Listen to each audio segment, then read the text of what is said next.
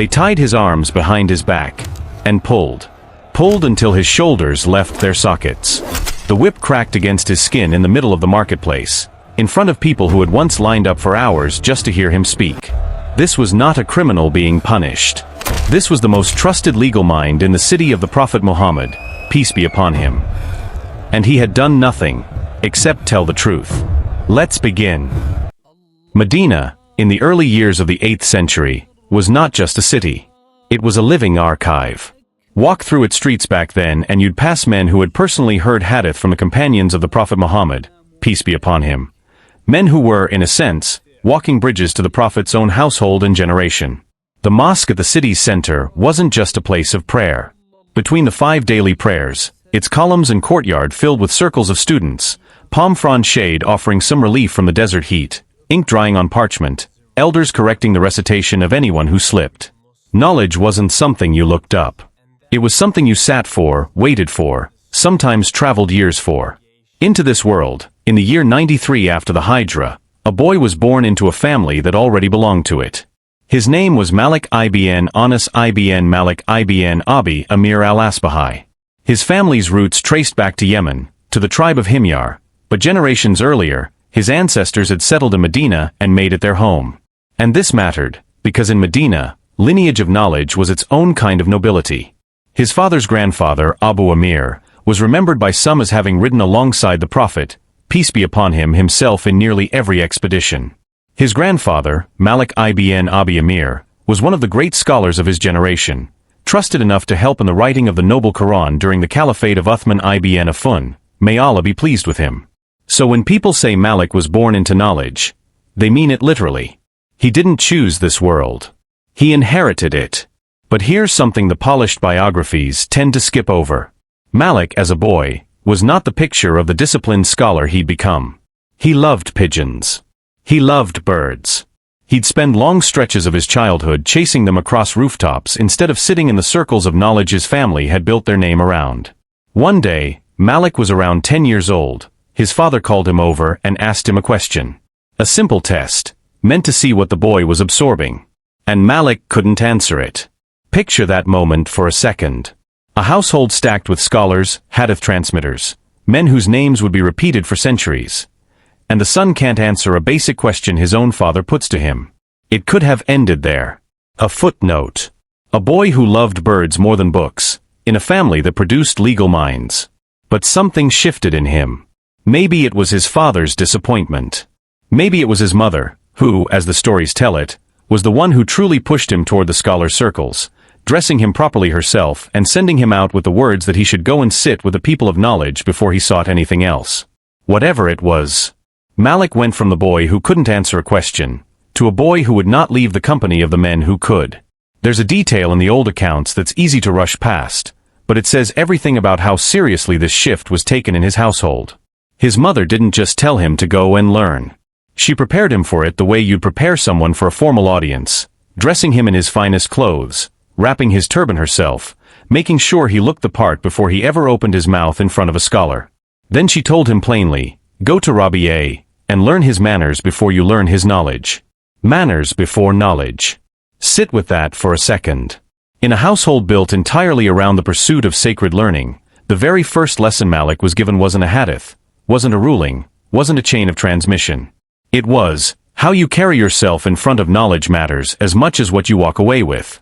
He took it seriously enough that for a stretch of his youth, he reportedly stopped going out to gatherings and celebrations altogether. Some accounts describe him bent over his lessons by lamplight long after the rest of the household had gone quiet, repeating what he'd heard that day until it sat correctly, word for word in his memory. Knowledge in that house, on that street, in that city, was not something you skimmed. It was something you carried. Here's something worth holding on to as we go. How does a child who'd rather chase birds across a rooftop become the man an entire empire will one day have to reckon with? Keep that question in mind. We're going to earn the answer. Medina, in Malik's youth, was flooded with scholars, the direct students of the companions, may Allah be pleased with them. People called some of them the 7 fuqaha of Medina, men like Sa'idi ibn al-Musayyib and Urwa ibn az-Zubair, whose fatwas were treated as near consensus among the people of the city. Others simply called this wider circle the last living bridge to the Prophet's own generation, a bridge that would not stand forever, and that Malik understood. Even as a boy, he was racing against time to cross while it was still standing. Malik started attending their circles. Not casually. Obsessively. He studied Quran recitation under Nafi ibn Abd Rahman, one of the 7 master reciters of his time. He sat with Ibn Shihab az-Zuhri, one of the earliest scholars to begin systematically writing down hadith, at a moment in history when most transmission still lived only in memory. He sat with Rabi'a ibn Abi Abd Rahman, a man so devoted to reasoned jurisprudence that people nicknamed him Rabi'at Arrai, Rabi'a of the opinion. But here's what set Malik apart, even as a student. He wasn't just absorbing everything he heard. He was filtering it. There's a well-known account of a scholar named Shubi'a ibn al-Hajjaj, himself one of the great hadith masters of the age, who once said of Malik admiringly that he did not write down from just anyone. Think about what that means. In a city full of narrators, full of men claiming connection to sacred knowledge, Malik was already, as a young student, developing a discernment for who could be trusted and who couldn't. He wasn't chasing quantity. He was building something that had to survive centuries of scrutiny. He would only take knowledge from a narrator he judged to have 3 things: taqwa, a real consciousness of Allah, scrupulousness, and a sound, reliable memory. Picture what that actually looked like in practice. Medina's mosque in those years was full of circles, dozens of them, each one led by a man claiming to relate something from the companions or from those who'd sat with them. A younger, less careful student might have moved from circle to circle, collecting names and narrations the way you'd collect anything else. More is better. Malik didn't. He would watch a narrator for a long time before he ever wrote a single word down from him. He watched how the man performed his prayer. He watched how he treated people who owed him money. He watched whether his stories changed in the retelling, even slightly, over months. Only then, if the man passed every quiet test Malik never announced out loud, would Malik begin to take hadith from him. There's a story that captures this discipline almost perfectly. A companion of his, Bishr ibn Umar, once asked Malik about a certain narrator, wanting to know if the man could be relied on. Malik didn't answer directly. He simply asked, "Do you see him in my books?" Bishr said no. And Malik replied that if the man had truly been reliable, he would have found him there already. The absence itself was the verdict. And this discipline, this refusal to simply accept anyone's version of events, eventually became the foundation of something historic. Picture an ordinary afternoon in that period of his life. The heat of the day beginning to ease, the call to prayer just finished, and a crowd gathering near a particular column inside the Prophet's mosque, waiting, sometimes for over an hour, for a young man to finish his ablutions and take his seat. Merchants left their stalls unattended. Travelers who'd only meant to pass through Medina for a night found themselves staying another week, just to hear one more session. A student might ask a question about inheritance, another about prayer during travel, another about a dispute between neighbors over a shared wall, and Malik would answer each one not from a place of guesswork, but by tracing it back, out loud, through a chain of trusted names, back to the practice of the Prophet's own city. This was the rhythm his life settled into long before any caliph ever noticed him. Dawn prayer, study, teaching, more study, night prayer, and lamplight review, repeated for years in the same streets, near the same mosque, until his name traveled far beyond anything he'd ever asked for. By the time he was 17 years old, Malik was sitting to give fatwa. Formal legal rulings. At 17. Now that alone might sound almost reckless, if you didn't know what came before it. This wasn't a teenager deciding on his own that he was ready. Reportedly, 70 senior scholars, 70, had to testify that Malik was qualified to teach and rule on matters of law before he was permitted to do so. The testimony of even 2 would ordinarily have been considered sufficient. 70 came forward anyway. That's not a prodigy being rushed into position. That's a city of scholars watching a young man for years and concluding unanimously that something rare was standing in front of them. Imagine what those 70 conversations must have looked like, scattered across Medina, each senior scholar independently weighing the same question. Has this young man simply memorized enough to sound convincing? Or does he actually understand what he's transmitting, deeply enough to be trusted with people's marriages, their inheritances, their disputes over property and blood? One by one, without any single authority forcing a consensus, they arrived at the same answer. Yes. Let him teach. That kind of unanimous, unforced agreement, in a city that did not hand out its trust easily, is worth remembering later in this story, when a very different kind of authority tries to command what those 70 scholars simply recognized. So who was this young faqih, physically, in front of his students? Contemporaries described him as tall, broad, with a large head, a fine nose, a full beard and striking well-shaped eyes. One companion of his, Musab az-Zubairi, said Malik was among the most handsome men of his time, fair-skinned, dignified, imposing in stature. Whether he stood in a mosque courtyard or walked through a market, people said you simply noticed him. He was also known for a particular kind of quiet independence from wealth and power even before any caliph ever noticed him. Rulers and governors of Medina would send him gifts, invitations to sit closer to them in public gatherings, opportunities that other scholars of his standing might have leapt at.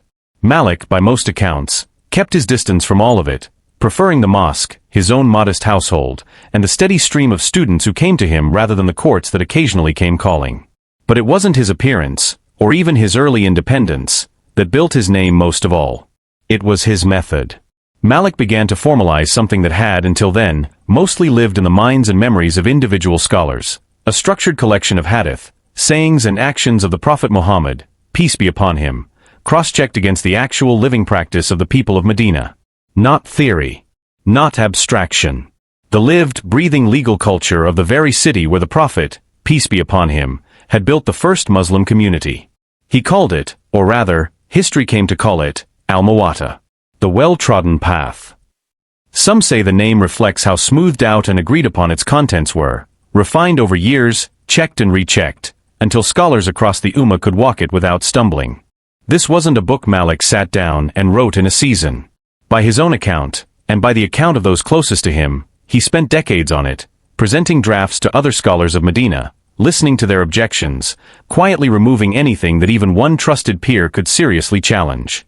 Some later writers claimed he began with as many as 10,000 hadith and, narration by narration, year after year, pared it down to a fraction of that, keeping only what could survive the sharpest scrutiny of his own city's scholars. Whether the exact number was 10,000 or something else, the method is the part that matters. Addition was easy. Subtraction, under that kind of pressure, took a lifetime. And scholars noticed. Not just in Medina. Everywhere. Al-Layth ibn Sa'd, in Egypt, transmitted from him.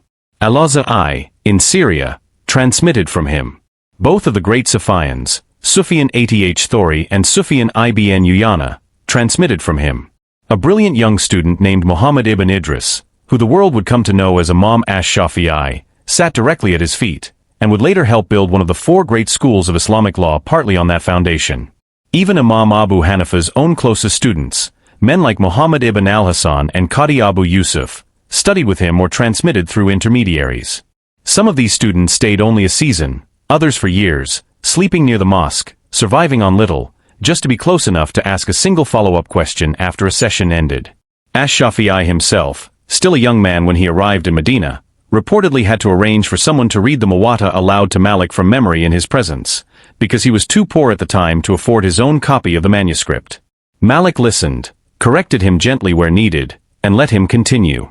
That single scene, a future founder of an entire school of law, reciting borrowed words back to their author because he couldn't afford ink and parchment of his own, tells you something about both men, and about what this era of scholarship actually cost the people who built it. Here's the open question worth sitting with now. If this many towering scholars, men who would go on to found entire schools of law, all bent toward Malik's authority, what happens when political power wants that same authority for itself? Because that's exactly what was coming. Word of the Muwatta's precision reached all the way to Baghdad, to the seat of the Abbasid Caliphate itself. The reigning caliph, Abu Ja'far al-Mansur, was not a casual admirer of scholarship. Al-Mansur was the architect of Baghdad, a builder of empires, a man who understood, better than most rulers of his era, that legal legitimacy was worth as much as military strength. If you could get the most respected scholar in Islam to hand you a single unified legal code, one book, one authority, binding across the entire Abbasid Empire, you wouldn't just have law. You'd have obedience dressed up as piety. So Al-Mansur summoned Malik. Not with a request. With an expectation. Come to Baghdad. Bring your book. Let it become the official law of the empire.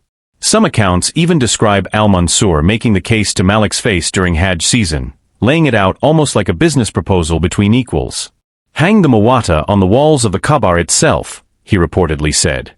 Send copies to every province.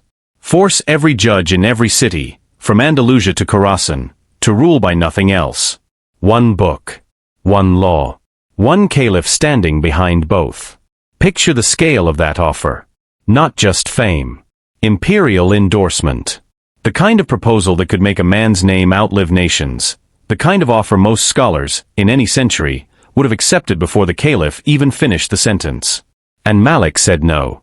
He didn't storm out. He didn't rage against the caliph. He simply calmly refused to relocate, and refused to let the Muwatta be forced onto every corner of the Muslim world as a single rigid code.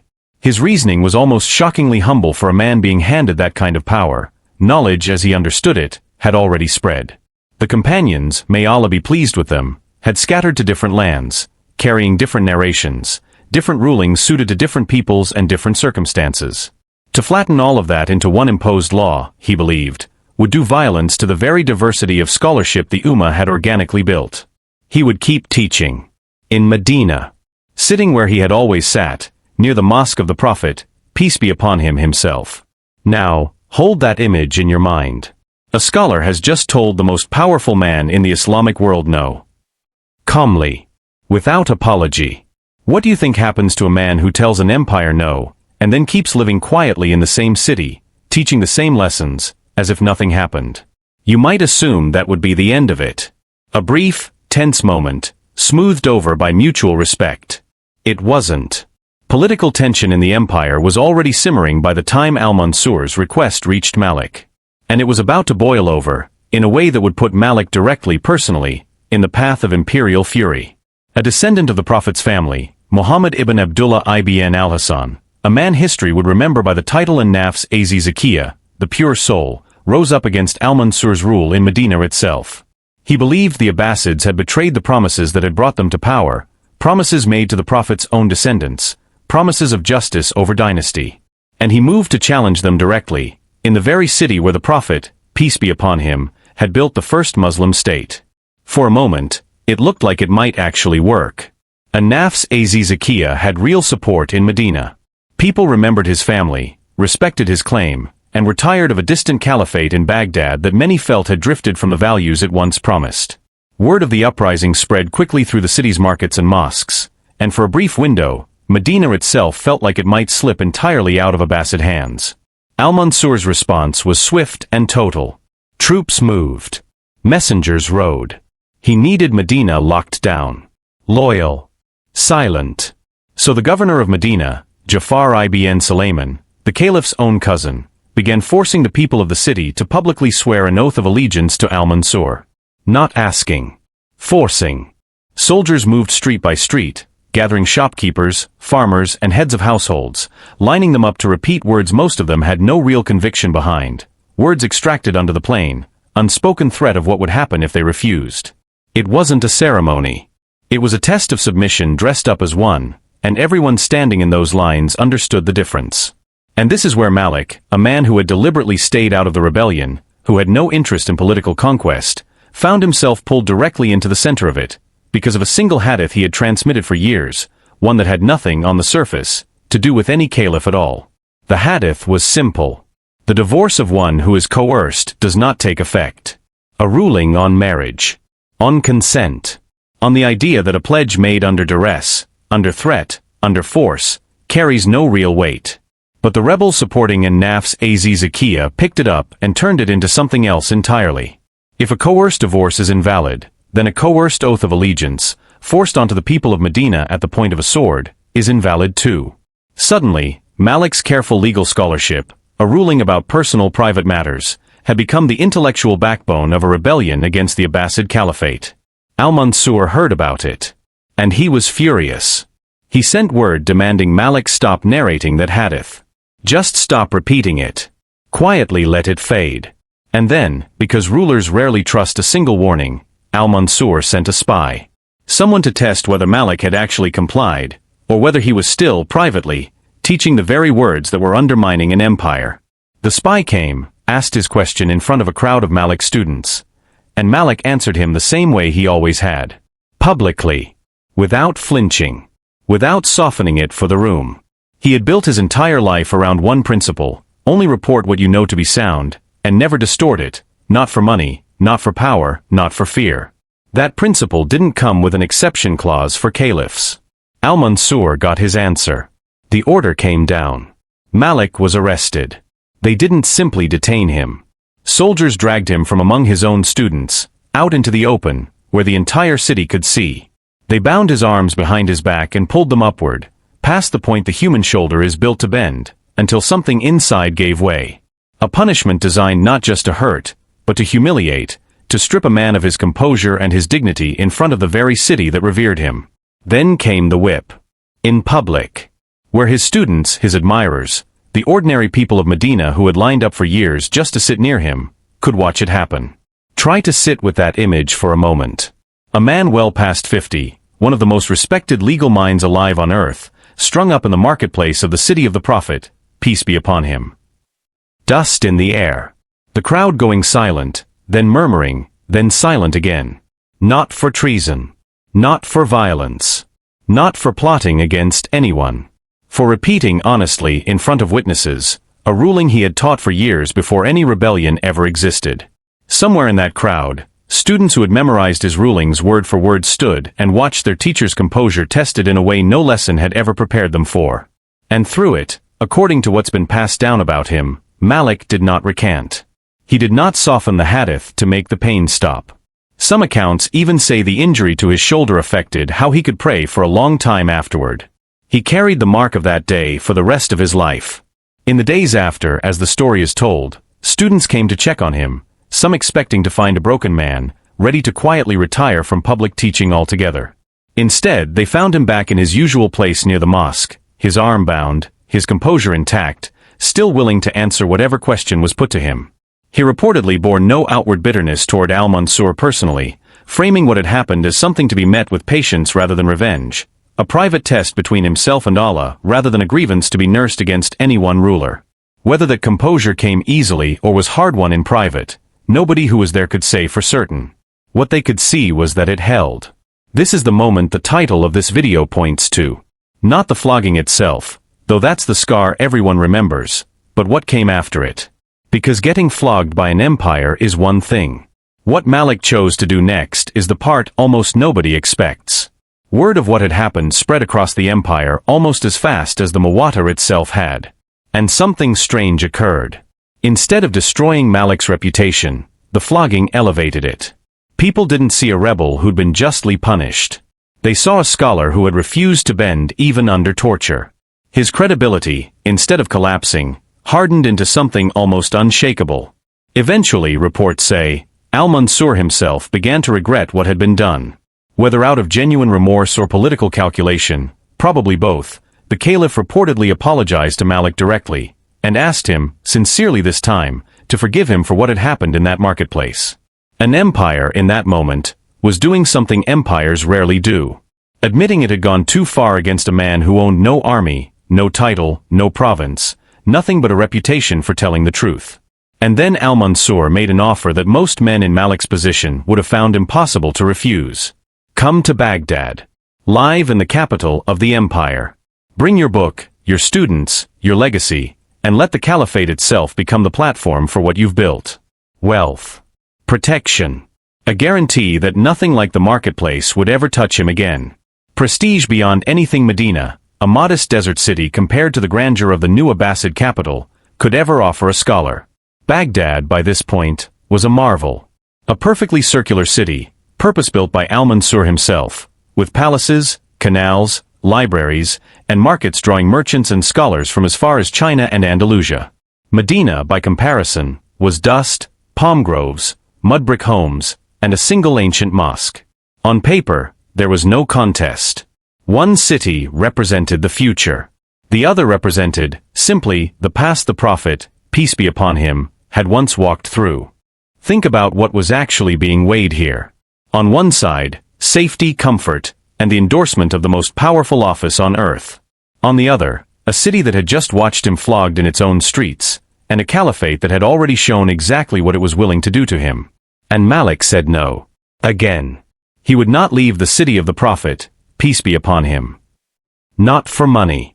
Not for imperial favor. Not even after everything the empire had already done to him. Some accounts say his reasoning was almost startlingly simple and physical. He refused to even ride an animal within the boundaries of Medina, because he could not accept the idea of an animal's hooves striking the same ground the Prophet's own feet, peace be upon him, had once walked. If that was how he treated the dust of the city, you can imagine how unthinkable it was for him to abandon it altogether for a palace in Baghdad. He stayed, teaching from the same spot, near the same mosque, for the rest of his life. And that reverence for the city shaped nearly everything about how he lived inside it. Students who studied under him described a man who, whenever he was asked about a hadith of the Prophet, peace be upon him, while walking, would simply stop where he stood, sit down on the ground if he had to, and only then answer, refusing to let something so weighty pass through him while he was in motion, as though the words themselves deserved his full stillness. He dressed carefully before he taught, perfumed himself, and treated every session as something closer to an audience with royalty than an ordinary lecture, not out of vanity, but because he believed the sanctity of what was being transmitted demanded it. And here's the second open question worth sitting with, because the answer says everything about who Malik really was. If wealth and imperial protection couldn't move him, what could? Years later, a different caliph, Harun al-Rashid, arguably the most famous ruler in Abbasid history, came to perform Hajj. And he did something that reveals just how much Malik's earlier refusal had reshaped the relationship between scholars and rulers. Harun al-Rashid asked Malik to come to him, so that his own sons could sit and learn directly from the most respected scholar in the Muslim world, in the comfort and safety of the caliph's own quarters. And Malik, once again, declined. Politely, but firmly. Knowledge, he reportedly told the caliph's messengers, is something people come to. It does not go out looking for them. If the caliph's sons wanted what he had spent his life building, they were welcome to come and sit on the floor of his gathering like everyone else, princes and paupers side by side, and take their turn. There was no army behind that answer this time. No governor waiting to make an example of him. Just an old man, decades removed from the marketplace where his shoulders had been broken, still holding the same line he'd held as a young faqih in his 20s, the same line he'd held under the whip, the same line, unchanged, regardless of who was asking or how gently they asked it. But this time, instead of demanding compliance the way Al-Mansur once had, Harun al-Rashid did something almost unthinkable for a caliph of his stature. He came to Malik's class instead, and reportedly asked that his own sons be permitted to sit among the ordinary students, without any special treatment. Picture that reversal. Decades earlier, an emperor had summoned a scholar and been refused, and the scholar had paid for it in blood. Now a different emperor was the one making the journey, sitting among ordinary students, in the same teaching circle Malik had never left, because that circle had outlasted every attempt to move it, buy it, or break it. That's not just a personal victory for one man. That's what happens when a person's integrity becomes so consistent, so unshaken across decades, that even the most powerful rulers on earth start adjusting themselves around it, instead of the other way around. Malik continued teaching in Medina for the rest of his life, refining the Muwatta, training generation after generation of students who would go on to shape entire schools of Islamic law. He passed away in the city he had refused to leave, and was buried in Jannat al-Baqi, the cemetery that sits to this day, across from the Prophet's mosque, peace be upon him, close in death, to the ground he'd spent his whole life protecting in life. His students carried his method outward long after he was gone. Some traveled to Egypt and the lands of North Africa, others to Andalusia in the far west, others stayed close to home in the Hijaz, but all of them carried the same underlying discipline. Check the narrator before you check the narration, weigh the practice of the community, and never let convenience decide what counts as truth. What began as one man's careful, disciplined approach to law in a single city became the Maliki school of jurisprudence, one of the four great schools followed across the Muslim world to this day. It took root across North Africa, crossed the strait into Andalusia and shaped Islamic Spain for centuries, spread through much of West Africa where it remains the dominant school among millions of Muslims today, and still anchors legal and religious life across large parts of the Arabian Peninsula and the wider Muslim world.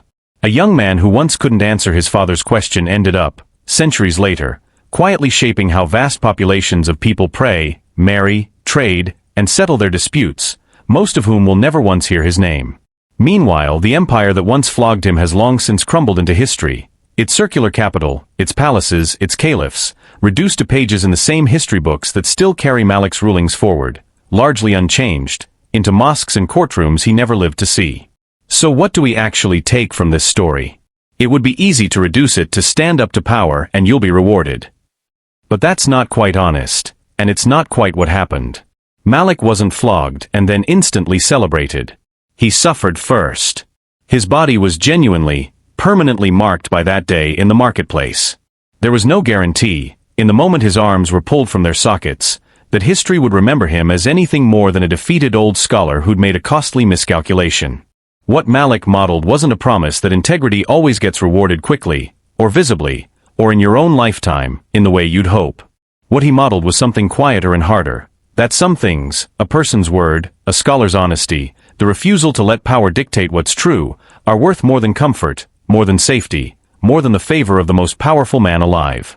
He didn't leave Medina when an empire first asked. He didn't leave when they broke his shoulders trying to force the issue. And he didn't leave when they came back apologizing with wealth in hand.